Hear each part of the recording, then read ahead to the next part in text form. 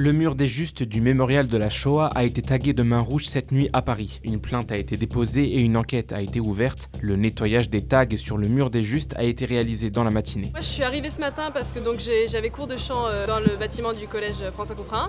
Et donc je passe par ici le matin. J'étais un peu choquée que des gens osent faire ça ici en plein cœur de Paris alors que c'est un lieu hyper important pour la communauté juive et pour la mémoire de la Shoah. Il n'y avait pas des mains que sur ce mur. Moi, quand je suis arrivée ce matin, il y en avait aussi dans la rue qui croise celle-ci un peu plus haut. Si elles sont là.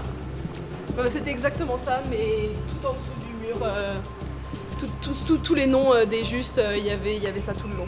D'autres murs dans le même secteur du Marais ont été tagués et lors de notre reportage cet après-midi, les mains rouges étaient toujours visibles. Vous habitez dans le quartier ? J'habite dans le quartier. Et c'est la première fois que vous voyez des mains Oui, rouges ? c'est la première fois. Oui, c'est vraiment la première fois. Ça m'a étonné et puis je n'arrive pas... Bon, maintenant on peut découvrir évidemment le sens de ça, mais c'est peut-être...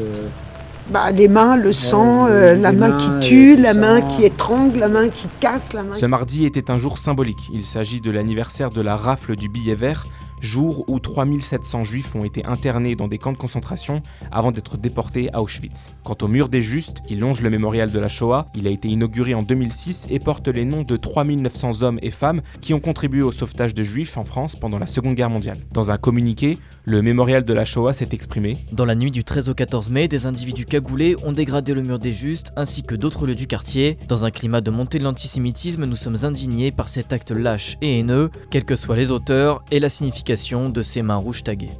Ça se voit que c'est pas des vraies mains, c'est des pochoirs puisqu'elles sont toutes la même taille et elles sont plus grandes en plus que des mains humaines. Et puis je crois qu'il y a une amie à nous qui a dit qu'elle avait vu un pochoir qui traînait par terre. Les mains rouges sont un symbole controversé. Ces derniers mois, il a été utilisé dans des manifestations pro-palestiniennes pour dénoncer les 34 000 morts à Gaza. Mais pour d'autres, il s'agit d'un signe antisémite. La maire de Paris, Anne Hidalgo, a immédiatement réagi à ces dégradations ce matin.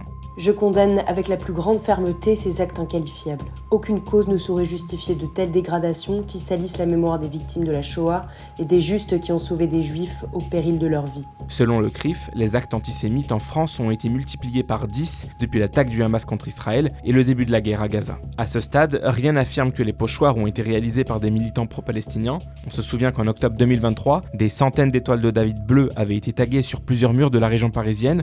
Beaucoup s'étaient insurgés d'actes antisémites. Au bout de plusieurs semaines, la piste d'une déstabilisation orchestrée par un réseau russe était privilégiée.